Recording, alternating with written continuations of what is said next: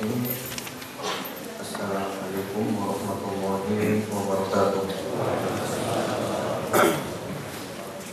Innal hamdalillah nahmaduhu wa nasta'inuhu wa nastaghfiruh wa na'udzu billahi min shururi anfusina wa min sayyiati a'malina.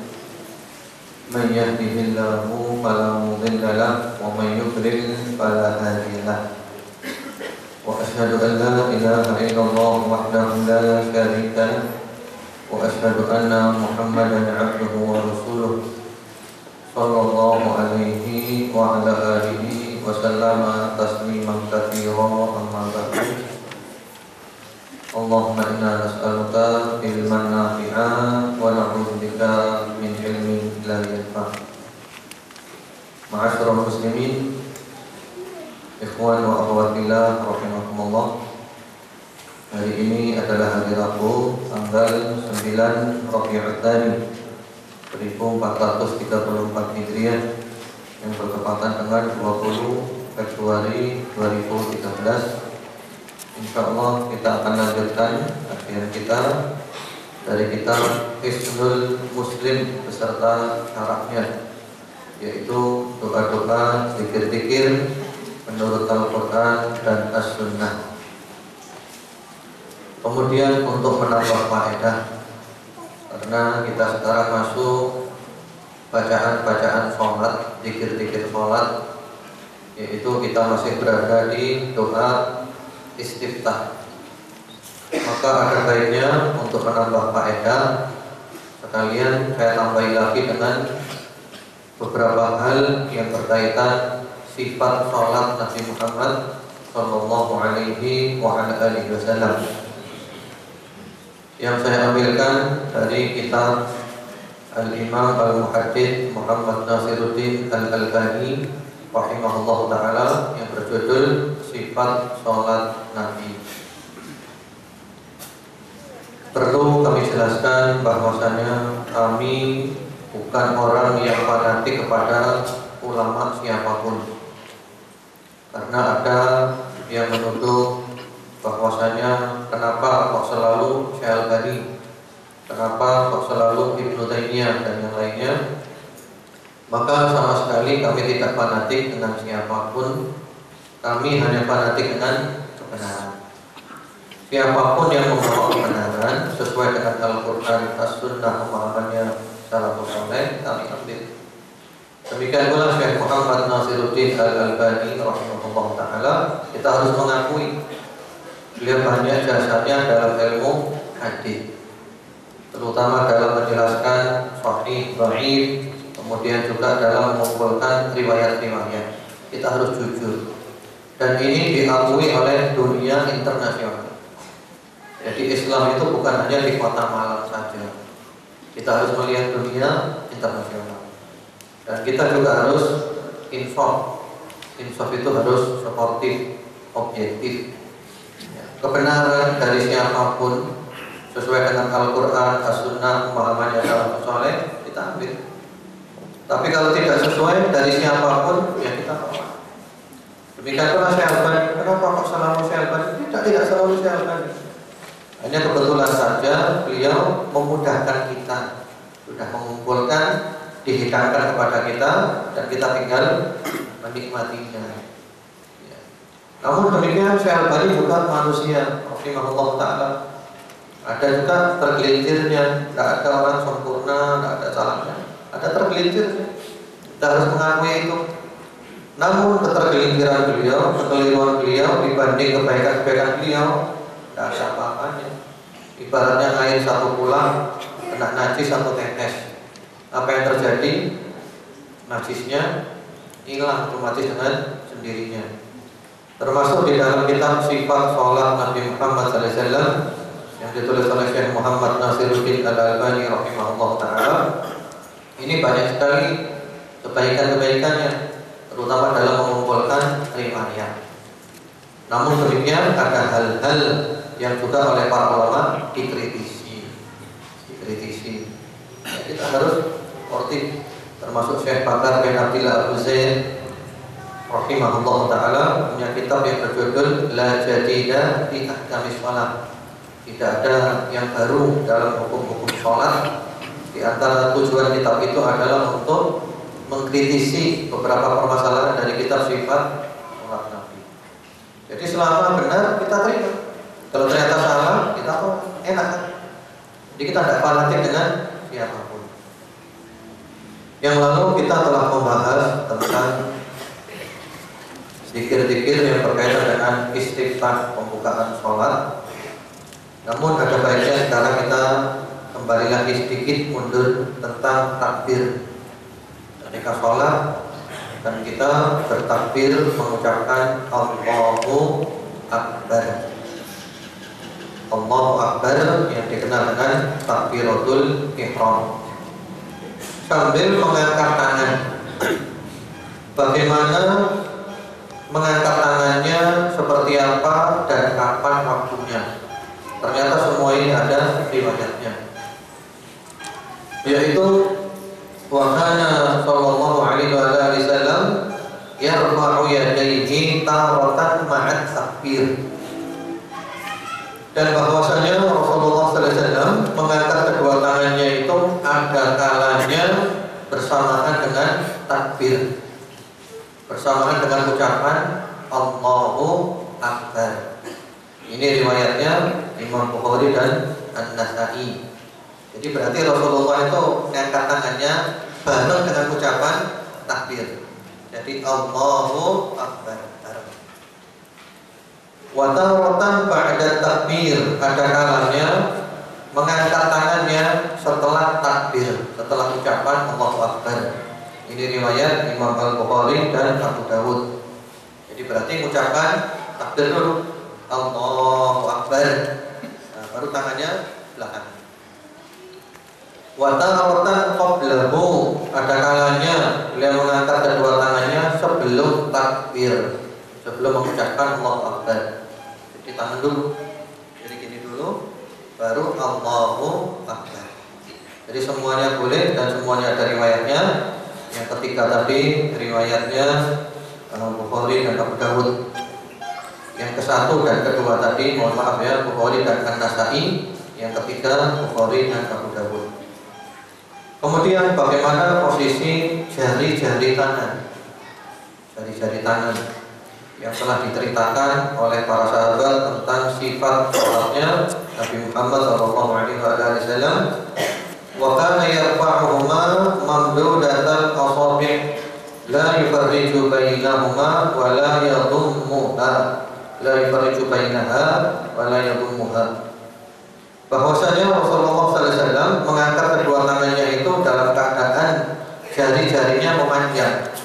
Jadi jarinya memanjang, bukan ditekuk jarinya. Ya, jarinya memanjang. Jadi bukan gini. Kalau gini mau mendekat namanya. Jadi jarinya memanjang, tidak direnggangkan dan juga tidak ditutup. Jadi biasa. Jadi nggak direnggangkan ini, kemudian juga tidak ditutup ini, biasa. Jadi jarinya lurus dan biasa, nggak terlalu direnggangkan, tidak ditutup. Wa kana yaj'aluhuma hadwa, itu riwayatnya riwayat Abu Dawud, Ibnu Khuzaimah, kemudian juga Al-Hakim. Beliau menyatakan sahih dan disepakati oleh Ad-Dhahabi. Wa kana yaj'aluhuma hadwa manqibaihi, dan bahwasanya Rasulullah sallallahu alaihi wasallam menjadikan kedua tangannya itu sejajar dengan punggungnya, dengan bahunya, dengan bahunya dengan pundaknya, ya, dengan pundak. Ini riwayat Bukhari dan An-Nasa'i. Jadi ini juga ada riwayatnya di pundak ini. Wa rubbama kana yarfa'uhuma hatta yuhadiya bihima furu'a udhunayhi, dan ada kalanya beliau mengangkat kedua tangannya itu sampai sejajar dengan telinganya. Nah, ini juga ada. Ya, jadi gini. Jadi bukan gini loh ya. Jadi menghadap ini. Jadi begini atau begini. Boleh semuanya. Jadi bukan berarti kalau ini Muhammadiyah, kalau ini NU, kalau ke tengah apa? Minum atau Muna. siapa? Jadi nggak ada ya. Mau gini boleh, mau gini juga boleh. Nggak ada gitu-gituan. Kemudian setelah itu diletakkan tangan tersebut, tangan kanan di atas tangan kiri. Wa kana sallallahu alaihi wasallam, itu tadi riwayatnya, riwayat yang sampai di telinganya tadi, riwayat Bukhari dan Abu Dawud. Wa kana yad'u yadahu al-yumna 'ala al-yusra, dan bahwasanya Rasulullah sallallahu alaihi wasallam meletakkan tangan kanannya di atas tangan kiri. Itu riwayatnya Imam Muslim dan juga Abu Dawud. Meletakkan tangan kanan di atas tangan kiri. Di mana diletakkannya? Wa kana yad'u al-yumna 'ala dhahri kaffihi al-yusra wal rusghi was-sa'i. Dan bahwasanya beliau SAW meletakkan tangan kanan di atas punggung telapak tangan kiri dan di pergelangan dan di apa lengan namanya dia? Ini apa namanya? Apa? Lengan kan? Iya. Apa? Iya, bahasa Arabnya ini sa'id namanya. Cuman bahasa Indonesia apa? Lengan kan? Jadi ada 3 cara. Jadi 3 cara. Wa kana yad'uhuma 'ala sadr, dan beliau meletakkan di dada. Pertama-tama di dada. Di dada itu kalau kita lihat prakteknya para ulama itu di apa namanya? Di ini sejajar dengan apa? Payudara kita ya. Jadi bukan terlalu di atas ini, bukan ini. Nah, itu datang ngajinya di mana itu. Ya. Jadi bukan gitu ya. Kalau kita lihat praktik yang lama itu biasa. Jadi sejajar di sini. Itu biasa ini. Kemudian ada 3 cara, kalau diperinci ada 6 cara. Ini kan di dada. Cara yang pertama, telapak tangan kanan di atas punggung telapak tangan kiri. Nah ini. Ini cara yang pertama. Cara yang kedua, telapak tangan kanan di pergelangan tangan kiri. Ya, ini. Cara yang ketiga, telapak tangan kanan di lengan tangan kiri. Nah, ini ada semuanya. Kemudian, wa kana ahyanan yaqbidul yumna 'ala al-yusra. Ada kalanya beliau menggenggamkan tangan kanannya ke tangan kirinya. Berarti boleh juga digenggam gini dan gini dan juga ini. Jadi ada 6 cara. Yang pertama-tama begini, ya. Yang kedua langsung digenggam. Yang ketiga begini, kemudian digenggam. Yang keempat begini, kemudian juga digenggam. Jadi ada 6 cara. Semuanya itu ada riwayatnya dari Rasulullah SAW. Yang perawinya sangat banyak, Imam Bukhari, Imam Muslim, perawinya Abu Dawud, An-Nasa'i, Ibnu Khuzaimah, Ibnu Hibban, Imam Malik, Imam Bukhari dan lainnya. Jadi itu cara meletakkan di dada. Jadi yang perlu kita perhatikan, dada itu bukan di atas ini ya, bukan seperti yang kita pahami. Jadi ilmu itu, teori ini kita perlu melihat prakteknya kepada para ulama. Karena para ulama itu belajar kepada gurunya dan dia melihat prakteknya dari gurunya. Dan gurunya belajar kepada gurunya, melihat prakteknya dari gurunya, bersambung sampai kepada para sahabat, sampai kepada Rasulullah SAW. Disinilah pentingnya guru supaya kita tidak memahami sendiri. Ini nyontok. Jadi dada itu di sini. Jadi bukan terlalu di atas, apalagi sampai ini tidak ada. Apalagi ada orang sholatnya ini. Nah, ini tidak tahu ini dari pesugihan, ini dari pesugihan. Kemudian posisi matanya menghadap kemana? Posisi matanya adalah banyak riwayatnya. Saya pilihkan salah satu. Wa kana sallallahu alaihi wasallam idza shalla qatta'a ra'sahu wa rama fi basarihi nahwal ard. Dan bahwasanya Rasulullah SAW kalau sholat itu menundukkan kepalanya dan matanya melihat ke bumi. Kemudian dalam riwayat yang lainnya maudhi'a sujudihi, melihat tempat sujudnya. Jadi posisi berdiri itu matanya melihat tempat sujud. mengenai mata ketika sholat posisinya menghadap kemana saja. Itu riwayat dari Nabi Muhammad SAW ada dua. Pendapat dari ulama banyak ya. Kalau riwayat dari Nabi Muhammad cuma dua, menghadap ke tempat sujud atau menghadap ke jari telunjuk ketika tasyahud. Itu ada riwayatnya dari Nabi Muhammad SAW. Sehingga posisi mata ketika sholat cuma ada dua, yaitu kalau tasyahud melihat ke jari telunjuk, selain tasyahud melihat ke tempat sujud. Walaupun dalam keadaan rukuk, walaupun dalam keadaan sujud, tetap melihat tempat sujud. Karena ada pendapat yang mengatakan ketika rukuk melihat jari-jari kakinya. Riwayat hadis nah. Kalau hadis dari Rasulullah SAW cuma ada dua. Ketika tasyahud melihat jari telunjuk, selain tasyahud melihat tempat sujud. Ya.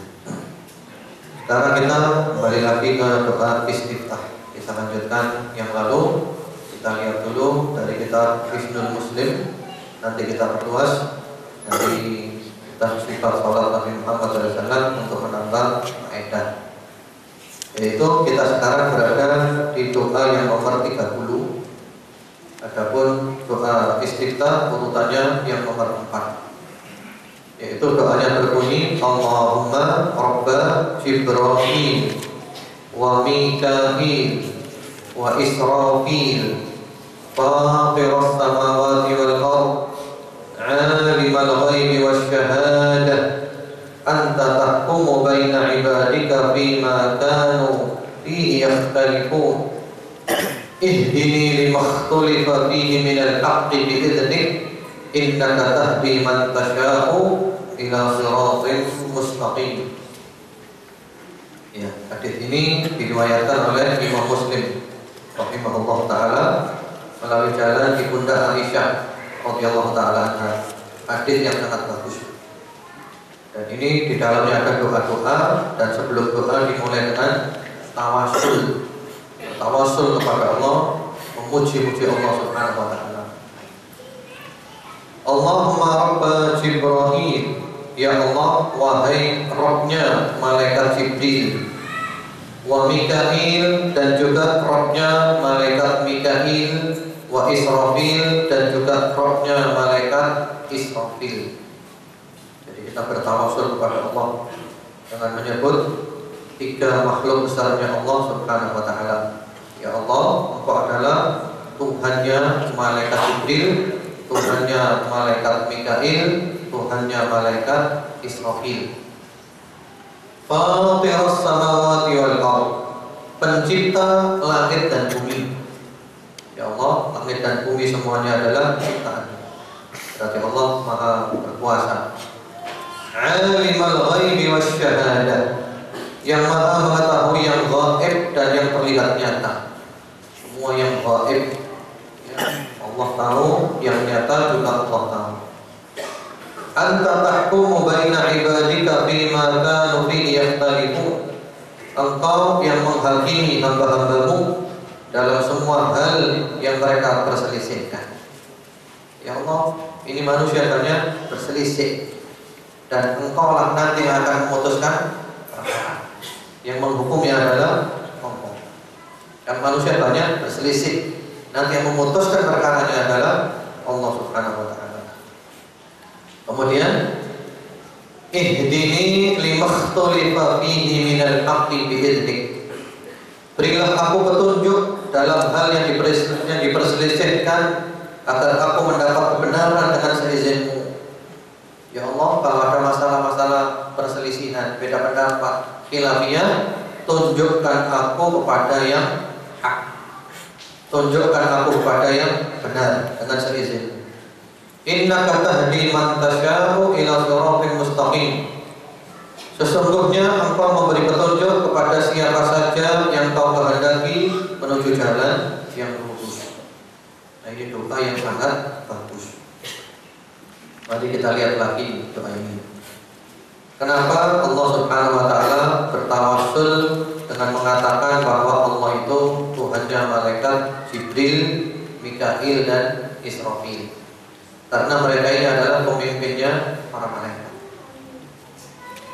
Kata-kata Jibril, Mikail, dan Israfil menurut para ulama artinya adalah Abdullah. Jadi Jibril itu artinya adalah hamba Allah. Mikail juga artinya adalah hamba Allah. Israfil juga artinya adalah hamba Allah. Kenapa yang dipilih tiga malaikat ini? Subhanallah, ketiga malaikat ini mempunyai tugas menghidupkan semuanya. Menghidupkan. Malaikat Jibril tugasnya apa? Membawa wahyu. Yang mana dengan wahyu hati menjadi hidup. Wahyu hati menjadi hidup. Malaikat Mikail tugasnya apa? Mikail apa tugasnya? Menurunkan hujan. Dengan hujan bumi menjadi hidup. Kemudian Israfil tugasnya apa? Meniup sangkakala. Ditiup sangkakala, badan-badan yang mati menjadi hidup. Buminya hidup, badannya hidup, dan hatinya hidup. Subhanallah. Jadi tiga malaikat ini oleh Allah diberi tugas untuk menghidupkan dengan seizin Allah Subhanahu wa taala. Dan doa ini walaupun dibaca di dalam doa istiftah, doa ini juga boleh kita baca di luar sholat. Sehari-hari kita baca boleh.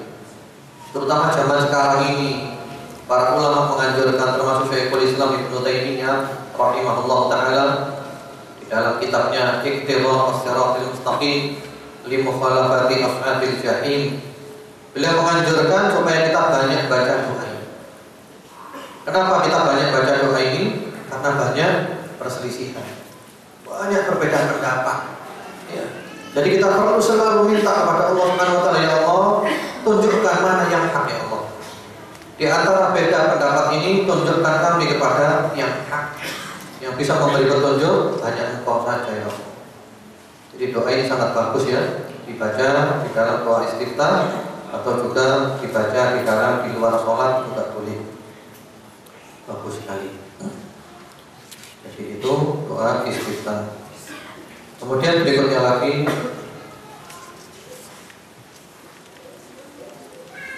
doa yang nomor ke-31, urut-urutannya doa istiftah yang nomor ke-5, yaitu Allahu Akbar, Allahu Akbar kabira, Allahu Akbar kabira, Allahu Akbar kabira, walhamdulillahi katsira, walhamdulillahi katsira, walhamdulillahi katsira, wa subhanallahi bukratan wa asila, wa subhanallahi bukratan wa asila, wa subhanallahi bukratan wa asila.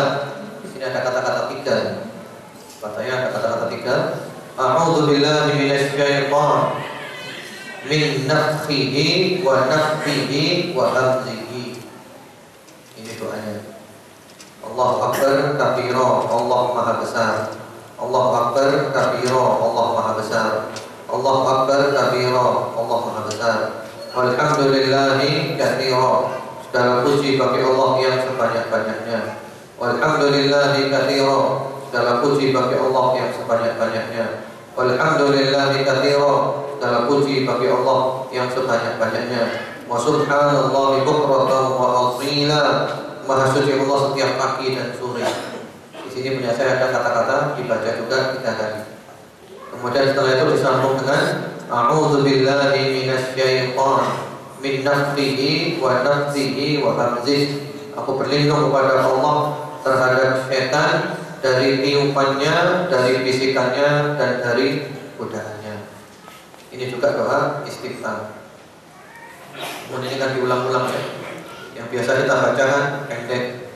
Yang biasa kita baca adalah Allahu Akbar kabira, walhamdulillahi katsira, wa subhanallahi bukratan wa asila. Itu juga ada riwayat seperti itu dan riwayatnya sahih. Jadi kita ada Allahu Akbar kabira, walhamdulillahi katsira, wa subhanallahi bukratan wa asila. Itu juga boleh dibaca pendek. Kemudian setelah itu ada lagi zikir itu diriwayatkan oleh Abu Dawud, Ibnu Majah, Imam Ahmad dan juga oleh Imam Muslim melalui jalan sahabat Jubair bin Mut'im dan juga melalui jalan sahabat Ibnu Umar radhiyallahu ta'ala anhu. Jadi boleh baca ini. Selanjutnya ada lagi yang keenam, urut-urutan dari doa istiftah, nomor besarnya nomor ke-32. Ini agak panjang. Saya baca langsung artinya. Allahumma lakal hamdu anta nurus samawati wal ardi wa ma fihin. Ya Allah, segala puji bagimu. Engkau adalah cahaya langit dan bumi serta segala yang ada padanya. Walakal hamdu anta qayyimus samawati wal ardi wa ma fihin. Segala puji bagimu. Engkau adalah penegak langit dan bumi serta segala yang ada padanya. Walakal hamdu anta rabbus samawati wal ardi wa ma fihin. Segala puji bagimu, engkau Rabb langit dan bumi serta segala yang ada padanya. Walakal hamdu laka mulkus samawati wal ardi wa ma fihin. Segala puji bagimu, milikmu lah kerajaan langit dan bumi dengan segala yang ada padanya. Walakal hamdu anta malikus samawati wal ard. Segala puji bagimu, engkau adalah penguasa langit dan bumi. Itu pujian-pujian semuanya. Kemudian walakal hamdu antal haq. Segala puji bagimu, engkau adalah al-haq. Wa wa'dukal haq. Janjimu adalah benar adanya. Wa qaulukal haq. Dan ucapanmu adalah benar adanya. Wa liqa'ukal haq. Pertemuan denganmu adalah benar adanya. Wal jannatu haq. Surga itu adalah benar adanya. Wan naru haq. Neraka itu adalah benar adanya. Wan nabiyyuna haq. Para nabi adalah benar adanya. Wa Muhammadun sallallahu alaihi wa ala alihi wasallam haq. Muhammad sallallahu alaihi wa ala alihi wasallam adalah benar adanya. Was-sa'atu haq. Dan hari kiamat adalah benar adanya. Allahumma laka aslamtu. Ya Allah, kepadamu lah aku berserah diri. Wa 'alaika tawakkaltu. Kepadamu lah aku bertawakal. Wa bika amantu. Kepadamu aku beriman. Wa ilaika anabtu. Kepadamu aku berinabah, kembali bertaubat. Wa bika khasamtu. Dengan pertolonganmu aku berdebat. Wa ilaika hakamtu. Dan kepadamu juga aku mengambil keputusan hukum. Kemudian berikutnya, faghfirli ma qaddamtu wa ma akhartu. Ampunilah dosa-dosaku yang telah lalu dan yang akan datang. Wa ma akhartu wa ma asrartu wa ma a'lantu. Yang kulakukan secara sembunyi-sembunyi dan terang-terangan. Antal muqaddim wa antal muakhir. Engkaulah yang berhak mempercepat atau menangguhkan segala sesuatu. La ilaha illa anta. Anta ilahi la ilaha illa anta. Tidak ada yang berhak diibadai secara benar melainkan engkau. Engkau adalah ilahku. Tidak ada yang berhak diibadai secara benar melainkan engkau. Agak panjang ya. Hadis ini diriwayatkan oleh Imam Al-Bukhari rahimahullah ta'ala dan juga Imam Muslim melalui jalan sahabat Abdullah bin Abbas radhiyallahu ta'ala anhu. Banyak masyarakat kita yang salah kaprah menyikapi hadis ini. Itu hadis ini dibacanya kapan? Dibaca setelah sholat tahajud. Padahal bukan. Jadi hadis ini bukan dibaca setelah sholat tahajud, tapi hadis ini dibaca di dalam doa istiftah. Ya, doa istiftah. Di situ ada catatan kaki di Hisnul Muslim. Ya, biasanya Nabi mengucapkan ini pada waktu sholat tahajud. Maksudnya adalah doa istiftahnya, bukan setelah selesai sholat tahajud. Karena Nabi sallallahu alaihi wasallam yaqulu idza qama minal lail fatahajjad. Ya, tahajud. Jadi dibaca tahajud bukan selesai tahajud tapi doa istiftah. Lu panjang sekali, saya tidak hafal. Kalau tidak hafal, baca tidak apa-apa. Dibaca tidak apa-apa, jadi sambil kita baca ini, ya, kemudian dibuka lagi ini juga tidak apa-apa. Ini adalah gerakan yang ada dulunya, boleh. Termasuk kita juga baca Al-Quran, buka-buka boleh. Itu gerakan ada perlunya. Yang tidak boleh itu adalah gerakan yang tidak ada perlunya. Kalau ada perlunya, tidak kenapa. Dan ini bagus. Kalau kita lihat tadi yang mengandung pujian-pujian kepada Allah, pujian yang luar biasa, kemudian juga mengandung akidah. Kita yakin bahwa Allah adalah hak, janjinya Allah adalah hak, firman-Nya Allah adalah hak, berjumpa dengan Allah nanti hari kiamat adalah hak, surga adalah hak, neraka adalah hak, para nabi semuanya hak, lebih khusus Nabi Muhammad SAW adalah hak, hari kiamat juga hak. Luar biasa ini. Bagus sekali kalau kita hayati, mengandung akidah yang sangat mendalam, kepasrahan kepada Allah, minta ampun kepada Allah, dan tawasul dengan nama-nama dan sifat-sifat Allah Subhanahu wa taala yang maha indah, yang maha tinggi. Ya. Cuma itu aja kan doa istiftahnya. Sebenarnya masih ada lagi kalau kita mau memperpanjang di dalam kitab sifat sholat Nabi Muhammad Shallallahu Alaihi Wasallam. Di sana diterangkan lagi. Saya bacakan tidak apa-apa kan ya? Ya.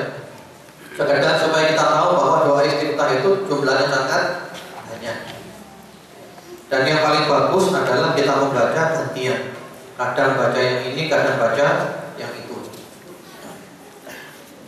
Di antara doa-doa istiftah di samping yang sudah kita bahas tadi dan kemarin juga ada lagi, yaitu membaca Alhamdulillahi hamdan katsiran thayyiban mubarakan fi. Ini juga doa istiftah. Yang mana ini juga dibaca pada waktu i'tidal. Ini juga merupakan doa istiftah. Bahkan ketika ada sholat, ada orang sholat membaca doa istiftah ini, Alhamdulillahi hamdan katsiran thayyiban mubarakan fi. Apa kata Rasulullah sallallahu alaihi wasallam?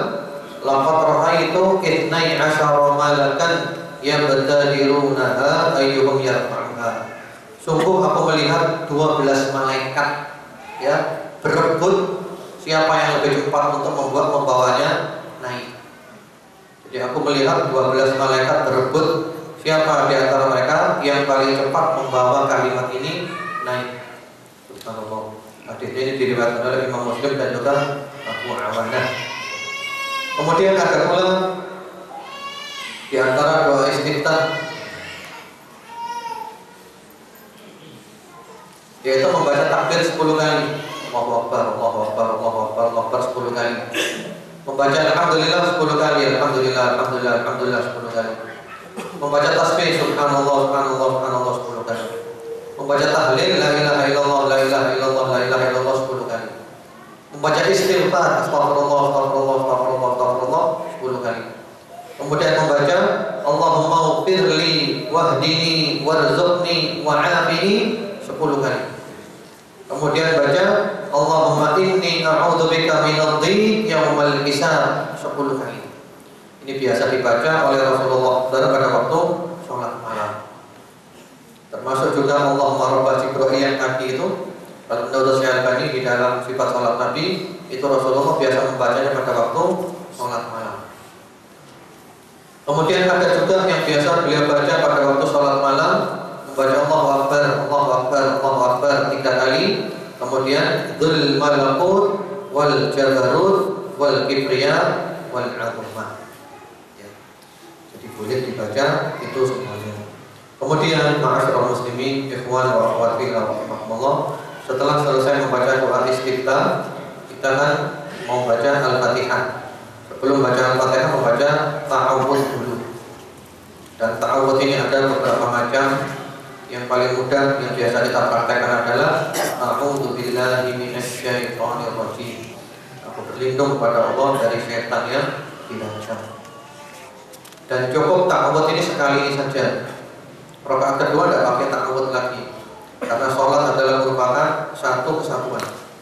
Jika ta'awudnya sekali saja untuk satu kali untuk satu sholat. Kemudian juga boleh a'udzubillahi samil alim minasyaitonir rajim. Boleh juga a'udzubillahi minasyaitonir rajim min hamzihi wa nafthihi wa nafthihi. Aku berlindung kepada Allah dari godaan setan yang terkutuk, min hamzihi, dari was-wasnya setan yang memberikan was-was sehingga menyebabkan orang itu bisa gila, menyebabkan orang bisa kesurupan. Wa nafthihi, dari kesombongan yang ditiupkan oleh setan sehingga orang menjadi dirinya itu besar, jadi sombong ya, sampai akhirnya mengarah kepada kufur. Wa nafthihi, dari puisi-puisinya setan, dari mantra-mantranya setan, dari sihir-sihirnya setan. Jadi berlindung kepada Allah. Jadi semua itu boleh dibaca. A'udzubillahi minasyaitonir rajim, atau a'udzubillahi samil alim minasyaitonir rajim, atau a'udzubillahi samil alim minasyaitonir rajim min hamzihi wa nafthihi wa nafthihi. Semua itu boleh. Kemudian setelah itu membaca Al-Fatihah. Membaca Al-Fatihah, cara membacanya Rasulullah SAW itu membaca satu ayat. Bagaimana disebutkan di dalam riwayat-riwayat yang sahih, tsumma yaqra'ul Fatihah wa yaqta'uha ayat-ayat. Rasulullah SAW membaca Al-Fatihah itu dipotong satu ayat. Bismillahirrahmanirrahim, berarti Alhamdulillahirabbil alamin, berarti Ar-Rahmanir-Rahim, berarti Maliki Yaumiddin, berarti ini yang sunnah. Dan kita jangan terkecoh oleh orang yang menyambungnya. Alhamdulillahirabbil alamin, Ar-Rahmanir-Rahim, Maliki Yaumiddin. Ya boleh-boleh saja sah salatnya, tapi tidak sesuai dengan sunnah. Dan kita jangan terkecoh oleh imamnya Masjidil Haram. Karena Syekh Sudah seperti itu. Alhamdulillahirabbil alamin, Ar-Rahmanir-Rahim, Maliki Yaumiddin. Enggak sesuai dengan sunnah. Kebenaran itu ukurannya bukan siapapun, ukurannya adalah Al-Quran dan sunnah. Jadi dipotong satu ayat. Itu cara membacanya Nabi Muhammad Sallallahu Alaihi Wasallam. Apalagi ma'asyiral muslimin, ikhwan wa akhwat fillah rahimakumullah, kalau kita menghayati Al-Fatihah ini adalah merupakan dialog antara kita dengan Allah Subhanahu wa taala. Disebutkan di dalam hadits qudsi bahwasanya Allah membagi Al-Fatihah itu untuk menjadi dua bagian, separuh untuk Allah, separuh untuk kita. Dan kalau kita bisa sholat dengan menghayati seperti ini, kita akan merasakan nikmatnya sholat dan kita akan ketagihan sholat. Kata Rasulullah SAW, ketika kita mengucapkan Alhamdulillahirabbil alamin, segala puji bagi Allah, Rabb sekalian alam. Allah jawab, hamidani abdi, hambaku memuji aku. Jadi kalau kita baca, kita rasakan Allah jawab, hambaku memuji aku. Ar-Rahmanir-Rahim, yang maha pengasih tapi maha penyayang, Allah jawab, athna alayya abdi, hambaku mengagung-agungkan aku. Kemudian Maliki Yaumiddin, raja, penguasa dari pembalasan, Allah jawab, majjadani abdi, hambaku menyanjung-nyanjung aku. Kemudian iyyaka na'budu wa iyyaka nasta'in, hanya kepadamu kami beribadah dan hanya kepadamu kami memohon pertolongan. Allah menjawab, hadza baini wa baina 'abdi wa li'abdi ma sa'al. Ini adalah antara aku dengan hambaku, dan untuk hambaku apa yang dia minta aku kabulkan. Iyyaka na'budu, hanya kepadamu kami beribadah. Ya, ini miliknya Allah. Dan hanya kepadamu kami memohon pertolongan. Kita minta tolong kepada Allah, Allah tolong kita. Sehingga kalau antum buka di Ibnu Katsir, disebutkan di sana rahasia Al-Quran adalah Al-Fatihah. Dan rahasianya terletak di ayat ini. Jadi Al-Fatihah adalah sirrul Quran. Dan sirnya ada di ayat ini. Iyyaka na'budu wa iyyaka nasta'in. Hanya kepadamu kami beribadah dan hanya kepadamu kami memohon pertolongan. Luar biasa. Al-Fatihah mengandung makna yang sangat dahsyat kalau kita baca dengan penghayatan, dengan memahami. Kemudian setelah itu doa-doa, dan Allah janji yang kita minta dikabulkan. Ihdinas siratal mustaqim, tunjukilah kami jalan yang lurus yang sesuai dengan Al-Quran, Sunnah, dengan pemahamannya salafus saleh. Siratal ladzina an'amta 'alaihim, itu jalan orang-orang yang telah Kau berikan nikmat atas mereka, yaitu daripada kalangan para nabi, siddiqin, syuhada, dan shalihin. Ghairil maghdubi 'alaihim, bukan jalan orang-orang yang Kau murka atas mereka. Maksudnya adalah orang-orang Yahudi dan yang seperti Yahudi. Kenapa Yahudi dimurkai Allah? Karena Yahudi itu punya ilmu dan tidak mengamalkan ilmunya. Sehingga orang yang punya ilmu dan tidak mengamalkan ilmunya sama dengan Yahudi, dimurkai Allah. Walau dhalin, dan bukan pula jalan orang-orang yang tersesat. Siapakah mereka? Mereka adalah Nasrani. Kenapa Nasrani tersesat? Karena mereka suka beramal tanpa ilmu. Sehingga orang yang suka beramal tanpa ilmu berarti mirip Nasrani tersesat. Kemudian setelah membaca Amin panjang, mirip membaca Yasin. Ya. Kemudian setelah itu baca surat, dan insyaallah berikutnya kita akan bahas mengenai doa-doa pada waktu rukuk insyaallah. Ya. Tidak ada apa-apa seperti ini, ditambah ya, ada faedahnya ya. Kalian mumpung masuk sifat sholat Nabi Muhammad sallallahu alaihi wa alihi wasallam. Allahu a'lam. Kita masuk sesi. Yang punya mobil M1544 diparkir di depan pintu orangnya mau keluar nggak bisa ya? Ya. Tolong coba Pak, cepat coba. 1544. N1544. Ya, saya berharap jangan ditempatkan di depan pintu, Pak. Orangnya darurat mau keluar nggak bisa. Terima kasih. Ya, Assalamualaikum Ustaz. Waalaikumsalam. Ustaz, teman saya punya paman lulusan perguruan tinggi ternama di Mesir. Dia mengatakan bahwa di Timur Tengah Syekh Albani tidak dipakai hasil karyanya karena beliau tidak punya guru. Mohon penjelasannya Ustaz. Ini namanya akhbarut tuyur. Apa akhbarut tuyur itu? Kabar burung. Jadi kabar burung itu bahasa Arabnya akhbarut tuyur, bukan hadis itu. Bukan doa, nanti saya bilang akhbarut tuyur, nanti bilang amin. Ini modalnya orang yang tidak punya modal, suka ngomong kosong. Saya di Timur Tengah 4 tahun, yang ngaji di Syekh ini, Syekh Albani dihormati di seluruh di dunia terasa dihormati beliau. Lawan dan kawan mengakui. Yang benci kepada beliau itu adalah orang yang merasa orang yang merasa dakwahnya itu terancam kalau masyarakat mengkaji buku-bukunya Syekh Albani. Biasanya mereka orang yang suka dengan kesyirikan, orang yang suka dengan bid'ah, tidak suka dengan Albani. Karena dakwah beliau adalah mengajak kepada tauhid, mengajak kepada sunnah. Jadi ini kayak gini, cara percaya dengan Albani. Jadi mereka nggak dipakai. Jangan bohong, kamu dakwah nggak usah bohong. Cuma kita juga tidak memutuskan Syekh Albani adalah manusia. Kalau salah kita katakan salah, kita kritik. Bagaimana di dalam kita sifat salat Nabi ada beberapa yang dikritisi oleh para ulama, kita akui, kita jujur. Ya. Jadi kita ini tidak boleh menggeneralisir ya.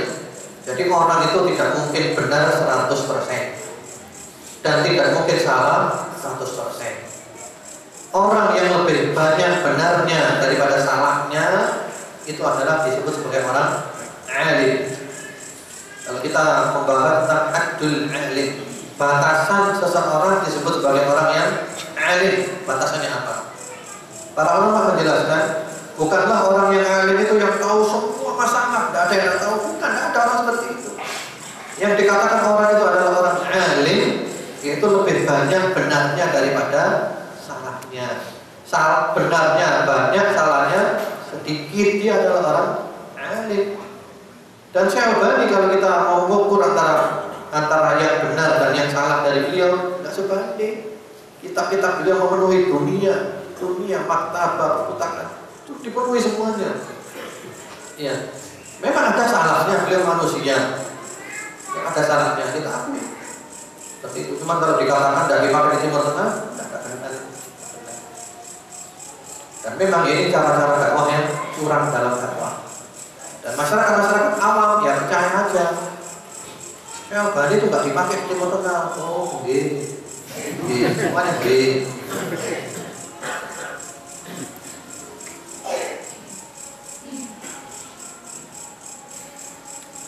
Apa Ustaz, bolehkah memberi nama seorang anak dengan nama para malaikat? Wallahu a'lam ya. Coba saya lihat wafat-wafat ulama lagi yang masalah ini ya. Apakah boleh memberi nama anak dengan nama malaikat? Ya.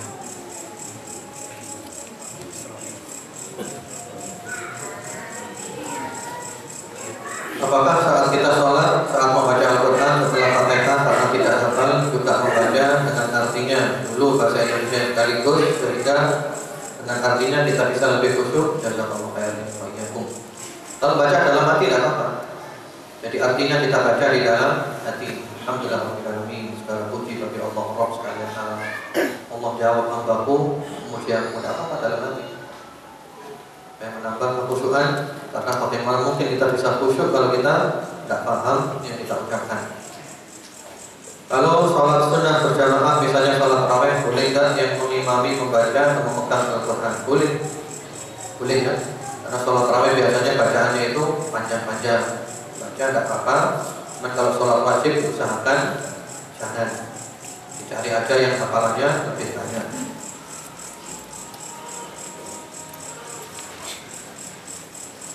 Apakah diperbolehkan membaca semua doa istiftah? Yang kami tahu dari pendapat para ulama, kalau istiftah dipilih salah satu. Adapun kalau rukuk dan sujud tidak apa-apa dibaca semuanya, karena dianjurkan kita panjang ketika rukuk dan sujud. Adapun istiftah, maka yang panjang itu adalah qiraatnya, bacaan Al-Qur'annya yang panjang. Yang dimaksud tempat sujud itu bagaimana? Apakah di tempat wajah pada saat sujud, ataukah di seluruh atau di antara depan kaki sampai tempat wajah pada saat sujud? Ya tempatnya kita sujud itu. Jadi tempatnya apa namanya? Wajah kita sujud itu di situ. Jadi melihat di titik itu, dan itu juga menambah kekhusyukan. Bagaimana bila sholat dengan mata tertutup? Kadang dengan seperti itu kita lebih khusyuk. Hukum asalnya sholat itu matanya dibuka, itu hukum asalnya. Namun kalau kita ternyata mendapat gangguan sehingga kita tidak khusyuk dan kita baru merasa khusyuk kalau menutup mata, maka tidak apa-apa menutup mata. Jadi misalnya ketika itu ada gangguan, ada anak jalan-jalan, kita tutup mata, kita tidak apa-apa. Cuma hukum asalnya sholat itu matanya dibuka, sehingga ada kata-kata matanya melihat tempat sujud, matanya melihat jari telunjuk, matanya dibuka.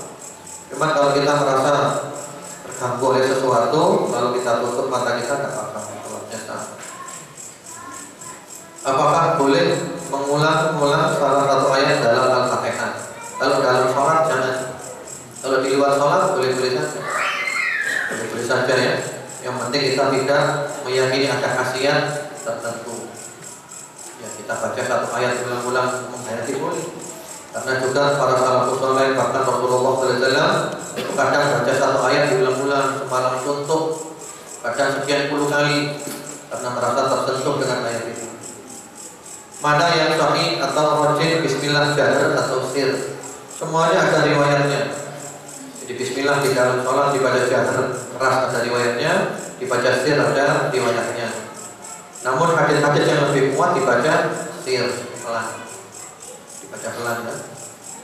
Namun demikian kalau kita melihat situasi dan kondisi di masjid, kalau kita jadi imam, kalau mereka makmumnya tidak biasa dengan bacaan bismillah yang sir, maka jangan dibaca sir, baca jahar, supaya tidak menimbulkan fitnah. Jadi kita disuruh jadi imam di masjidnya orang yang mereka selama ini baca bismillahnya itu jahar, maka kita harus baca jahar, jangan baca sir, karena kita bisa menimbulkan fitnah. Amalan-amalan sunnah yang tidak wajib kalau menimbulkan fitnah, menimbulkan kerusakan, jangan dikerjakan. Itu kaidah. As-sunnah idza taqarrata 'alaiha mafsadah fal aula alla yuf'al, fal aula tarkuha. Jangan dilakukan. Jadi kita mengikuti fikih di mana kita berada. Dan itu sholatnya sah. Itu bukan pelin-pelan ya. Itu adalah sikap yang dewasa. Sikap seorang yang benar-benar paham, mengerti, faqih.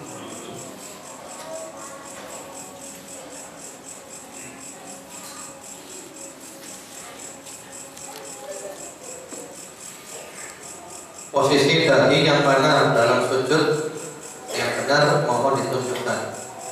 Posisi dahi, ya dahinya nempel tempat sujud dengan hidungnya. Nanti akan kita bahas pada waktu pembahasan masalah doa-doa sujud. Apakah ada doa istiftah yang khusus untuk sholat sunnah? Ya tadi disebutkan yang menurut Syekh Albani ada beberapa doa yang diajarkan dibaca di sholat malam. Yang jelas semua doa istiftah tadi itu boleh dibaca sholat sunnah, boleh dibaca sholat wajib. Tidak ada kekhususan ini harus dibaca di sholat malam saja, kalau wajib boleh tidak ada. Wallahu a'lam, mungkin itu dulu. Kemudian ada berita, mungkin anda sudah dengar semuanya, yaitu Ustaz Andri Kurniawan.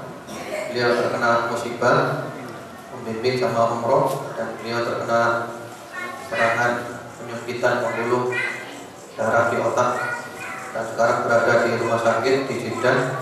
Katanya sudah dioperasi. Kita doakan mudah-mudahan oleh Allah Subhanahu wa taala beliau diberikan kesembuhan, dan mudah-mudahan juga dia bisa berdakwah lagi, dan kalau Allah memberikan umur kepada beliau, mudah-mudahan dijadikan keadaannya bertambah baik. Allahumma amin. Semoga Allah menjadikan kita istiqomah dan umur kita ditutup dengan husnul khatimah. Allahumma salli ala Muhammad wa ala ali Muhammad. Subhanallahumma bihamdika asyhadu an la ilaha illa anta astaghfiruka wa atubu ilaik. Assalamualaikum warahmatullahi wabarakatuh.